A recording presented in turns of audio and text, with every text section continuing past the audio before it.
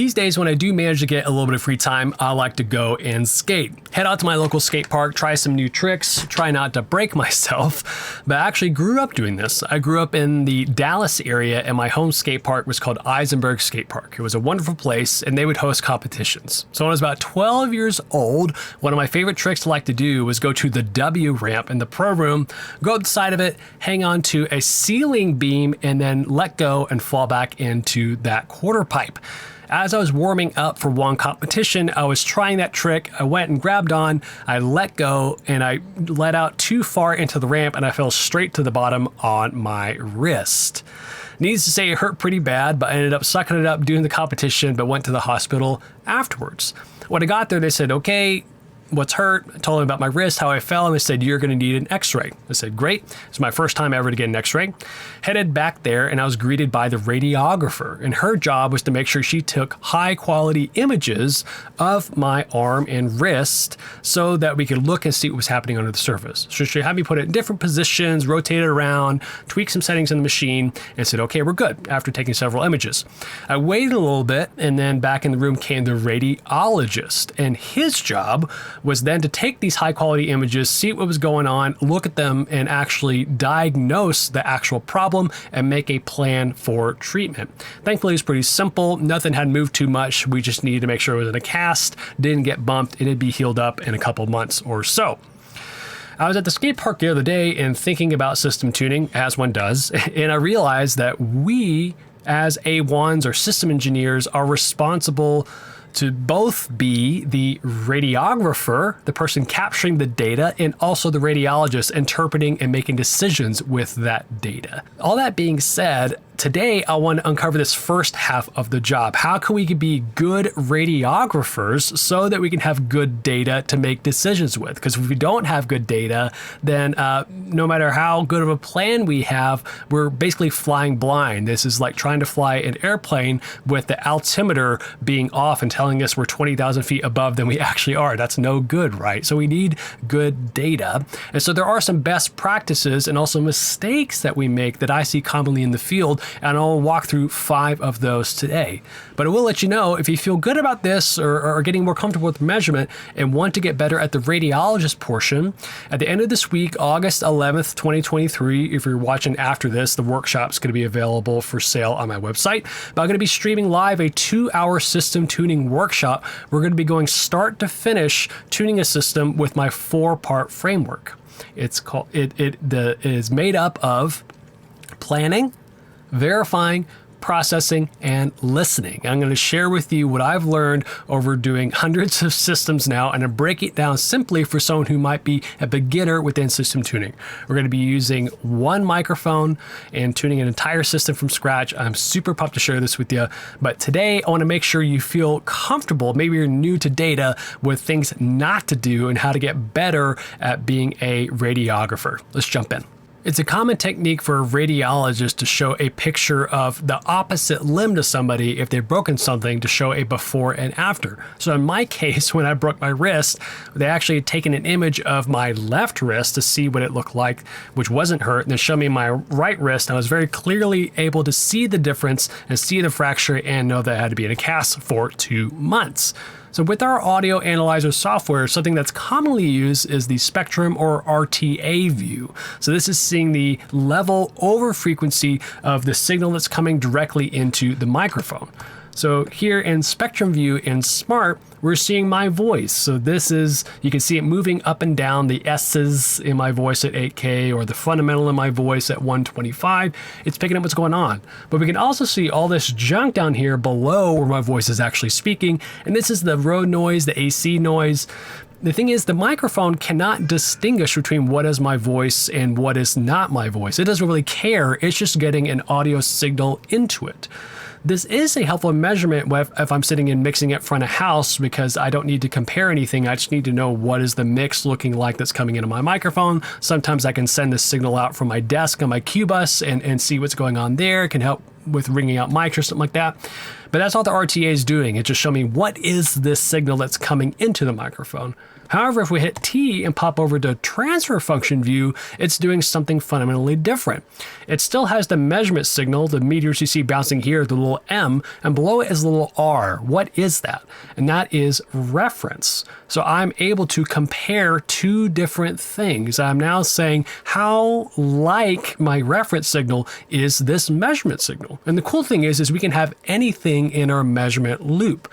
So what the software is going to do is generate a test signal. In this case, it is pink noise, and I have it in my interface, and I'll show you in the diagram right here. So on my audio interface, out of output 1, I have this signal generator output. It's feeding into a system processor, going into my speaker, propagating through the air, coming to the microphone, then coming back in to input 1. So that is my mic input on my Evo 8. On the second input, it's getting the same thing that's being passed out, but instead of actually hitting something in the measurement loop, it's looping back in to be my reference signal. So this is the pink noise signal coming out of the interface and coming immediately back in. So what that's going to tell me in these measurements, it's what's different about the signal that's hitting the processor, hitting the speaker, coming in the microphone, and coming back in than the pure reference signal. And this can do some cool things. It can show me differences in timing over frequency, which is phase. It can show me changes in the level over frequency or the absolute level. And the spectrum viewer, the RTA, can't do that. So ultimately, this gives us better data. So let's do a couple experiments to show the power transfer function, and then we'll move on to gain structure. So I'm going to turn on my signal generator, and I've got my microphone about a foot in front of my speaker, and you're going to see the response of my speaker here in my studio.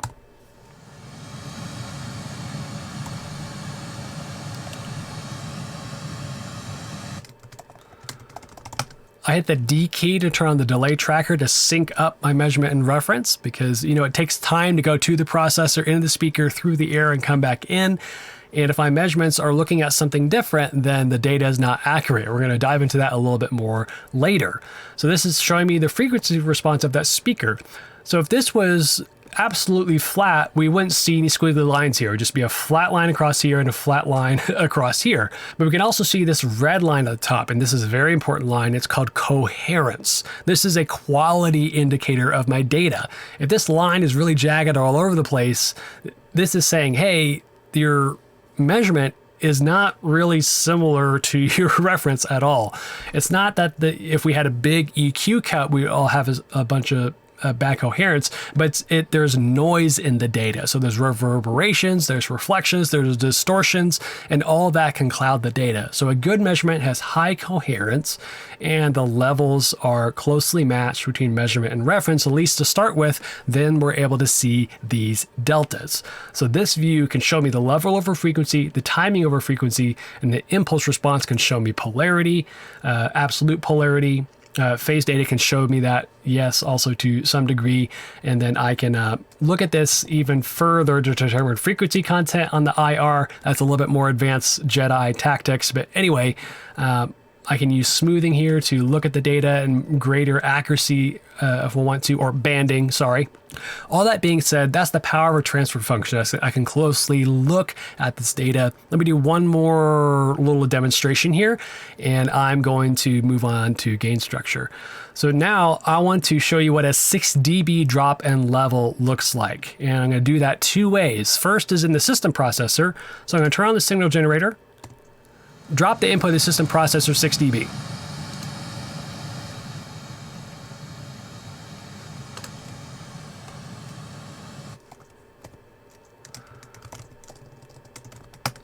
I'll call it -6 DSP, right?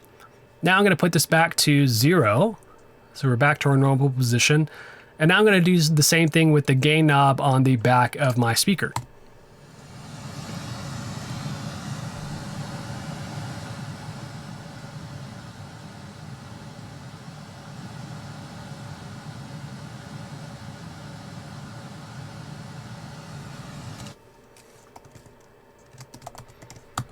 So that's -6, my little Fostex speaker. So the data is almost exactly the same if I cycle through these. And the same thing happened to change in level, and both of them occurred at different points in my measurement loop. So again, we started at our audio interface, the signal generator moved into the processor, into the speaker, into the microphone, and came back in. So we need to manage levels throughout this to make sure and get good data, which is the importance of what we're moving on to next, good gain structure. One of the main parameters that radiographers adjust is exposure. They're balancing the amount of light, or I guess X-ray equivalents, that are coming into their sensor. Too much and it's overexposed, and too little and it's underexposed, or you're not able to see anything. In the same way, we are balancing levels moving through our system, and that is gain structure. We actually have gain structure with our data as well, not just with the actual units that are getting electrons or digital signals. And we need to have at least 3 minimum requirements met to make sure that the gain structure within our measurement system is adding up to good data. The first is getting above our minimum magnitude threshold. This may or may not be a user adjustable setting in your audio analyzer. Some is, some it isn't. But all it's saying is that usually there's a minimum amount, almost like a data gate of level, that the signal has to get above for it to be considering it as a part of the data. And Smart Suite, as a V9, that minimum default amount is -70 dB full scale. So any signal that's below that, it rules out. So you need to make sure and get above that. Second is the opposite, is make sure there's no gross non-linearities, usually due to clipping in the data. So if you're blowing out your mic preamp, there's the system processor has too much level feeding into it, or there's something in the measurement chain that is not linear and time invariant, basically not moving in time and not non-linear, and you're good. So a compressor is non-linear because by definition, the threshold is low enough, compressing the signal. The ratio determines that, hey, if it's 3:1, you're only getting 1 decibel out for every 3 you're putting in. So that is not an equal relationship between input and output. So you cannot have that in these types of measurements situations. So make sure everything is linear and time invariant and is not getting clipped or having some sort of gross non-linearity or distortion happening. The last one is you need to be above the noise floor. Like we looked at earlier, the measurement I had is very, very high coherence because my studio has a lot of sound damping. It's pretty quiet in here. My microphone is very close to the speaker. All that contributes to a high signal to noise ratio. We know in the real world that we're not always able to be close to our sound system. There's road noise, there's someone trying to vacuum on stage, and that definitely contributes to clouding our data. But I would say a minimum to be at is to be 10 dB above the noise floor, up to 20 if you can. There's really no use going beyond 20, but somewhere between 10 to 20 dB. I could get into the math in another video, but I cover it a little bit deeper in a video called Why to Run Your Peak Noise at Certain Levels or something like that. But you need a minimum of 10 dB above the noise floor. So you can do this by going to Spectrum View, and I'm going to stop talking. We'll see the resting noise here in my studio. It looks like apart from this junk down here at 31 hertz, the loudest stuff is about 350 hertz, and it was about -72-ish dB. Yeah, so I want to make sure I am at least -62. So now I'm going to go ahead and play my pink noise again at the same level I was doing earlier.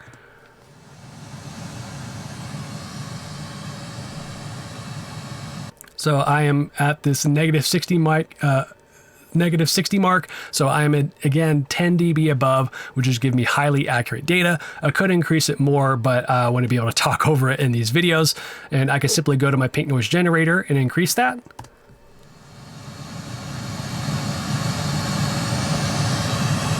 So I increased it 12 dB and I got up to -48.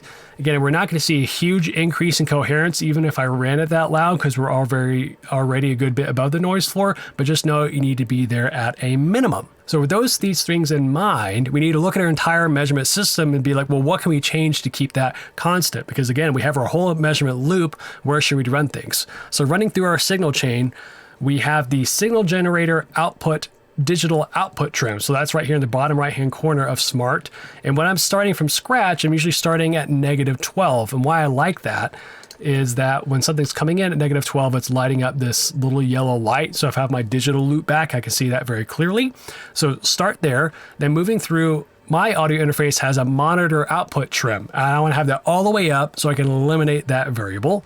Then we're moving on to the DSP input gain. So on the input of my system processor, I have that at 0. There's no gain, no loss. Eliminate that. Then we actually have the DSP block. So what's in line? Is this the EQ, the group EQ, a graphic, a delay line, whatever? Those are all zeroed out, not adjusting level or processing at the beginning until I need them. Then I have the DSP output gain. So at the end of the processor, this would be the individual zone that's feeding a speaker, have that at 0. Then we move on to the speaker amp level. So on something like a K12, it has a 0 input level where it's supposedly not increasing or decreasing the level. Of course, it's multiplying it some because it has a built-in power amp, and power amps are voltage multiplier, aka increasing the level. But as far as the built-in amp on the input that's changing that's at unity. I'll always start there. And then we have lastly our microphone preamp gain. And this is the most highly variable thing is, well, where does this need to be? This is controlling the level that's coming back in. So in Smart LE, I can hit Shift E and pull up my input meters and actually have control over the interface and its gain. I have plus 50 dB of gain. And that might be scary to some of you of like, oh, whoa, that's a whole lot of gain. But all that being said, I have a high signal coming in, so I don't have to crank my speakers super loud and blow everyone's ears out. And there's not any additional noise being incurred by running my preamp hot. Again, I have another video on that on my channel if that scares you, even with a budget interface. So all that being said, we can eliminate some variables of level change by keeping certain things in our measurement chain constant. So the output of our digital the digital trim on the output, our monitor knobs, the DSP inputs, the blocks, the output gain, the speaker input level. And all that being said is we push the signal pink noise in to our system where we need to place the microphone. Then we simply gain it up to where the measurement looks like this, where the high frequencies are along our 0 line. And then if we want to run it at a lower level, we can simply decrease the pink noise level to be at a conversational level that's at least 10 dB above the noise floor, and we are in good shape. And then just by adjusting the pink noise output here, our measurement and our reference stay linked, so we don't have to worry about it from that point. So we're not seeing big level changes on our magnitude response. They're staying together. So to recap that a little bit, stay above your minimum magnitude threshold. Don't run it too low. Don't blow anything out. Have any non-linearities. Don't be too high. I feel like I'm Goldilocks and the Three Bears. But what is the just right is at least 10 dB above the noise floor. And lastly, make sure to eliminate as many variables as you can in your chain. Play that test signal through your system at everything as close to unity as possible. Adjust your mic preamp gain until measurement and reference are coming in together at -12, and then bring down your pink noise output while measurement and reference are now linked at the same level, and start tuning from there. To get coherent data that we can trust, we need to be looking at the same part of the waveform. So our measurement and our reference have to be synced up. Commonly, our reference is ahead of our measurement, because remembering our measurement loop earlier, the test signal has to come out of the interface, into the processor, into the speaker, through the air to the microphone and back, and that takes time. So if our transfer function is trying to compare apples to apples and one of them is showing up late, then that's good. So we need to add delay to our reference signal to sync them back up. So that would move them over so that they are then looking at the same part of the waveform. So it's common to get in a hurry and start taking measurements. We're only looking and hyper-focused on the magnitude data, but the rest of our data is going to be clouded if we don't do that. So earlier I took a solo speaker measurement, and we can see that we are synced up here, and it had 3.38 milliseconds of delay added to our reference signal to match it up with our reference. I'm going to do the same measurement again. I've changed nothing, but here on my measurement delay indicator, I'm going to not add any at all.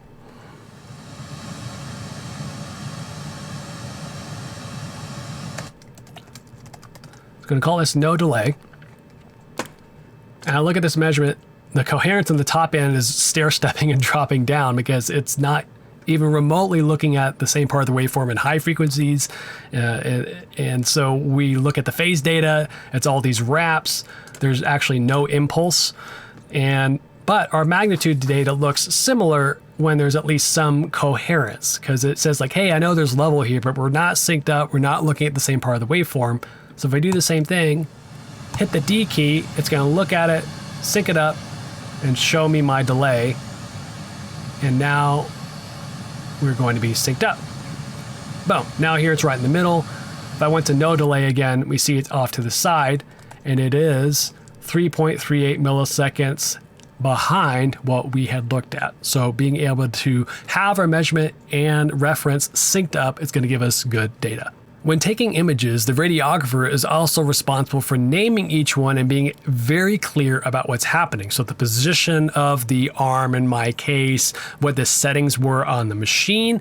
But oftentimes when we're in the field doing the same thing, we just hit spacebar, capture the data, and move on. And getting to look back or compare things gets really hazy. So I've developed a really quick, simple system for capturing data that helps make this a little bit easier. Because there are three main things we usually need to know about a piece of measurement data. What's the source? Where is the microphone at? And what are the processing settings or measurement goals with that? So the naming template for me, it's just those three things with the underscore in between them. So for instance, if this is our measurement setup and we have these main positions we can take a measurement from, if we're not doing a multi-mic setup with the ABCD or whatever, which is seen before, this is Bob McCarthy's naming approach for a audience zone. We have on axis, which is the middle of the audience in the center of the axis, the speaker's throw. We have very top, we have very bottom, which is the same thing as the back row versus the front row. And then we have off ax left and right, which is the edge of the audience zone at mid depth. So if we know what speaker is being measured, in this case it's main right, we now know the position of where we're capturing it, and then we can put in the processing. Is this pre-EQ? Is this post-EQ? Whatever it is. So in this case, let's see, it's pre-EQ. I would name this main right, on X, pre-EQ. So let's make sure we keep track of what's going on in our sessions, can look after the fact and compare things, which is always helpful. And above all else, stay organized because there's enough variable changing on site in live event production as it is. There you have it. There are 4 ways to make sure that you're getting accurate data as your audio radiographer. So we need to use transfer functions, not just spectrum views. We need to optimize gain structure. So that's eliminating as many variables as possible, being consistent and respecting minimum thresholds, not overdriving anything and being 10 dB above the noise floor. We need to always make sure and sync up our measurement and reference. So being able to use that D key in Smart to find it and sync it up is really helpful. And lastly, be clear and consistent with your naming so that you can move quickly, but also look at any data throughout your tuning session and be able to glean from it. I want you to become a great radiographer and radiologist, so capturing good data and being able to interpret it well. Again, I have my workshop this Friday streaming live August 11th at noon Central Standard Time. We're going to be talking about planning for a session, verifying your work, processing a system accordingly, and listening and tweaking to make sure it sounds amazing. Thank you so much for hanging out with me today. My name is Michael Curtis. I'll have that link below and catch you next time.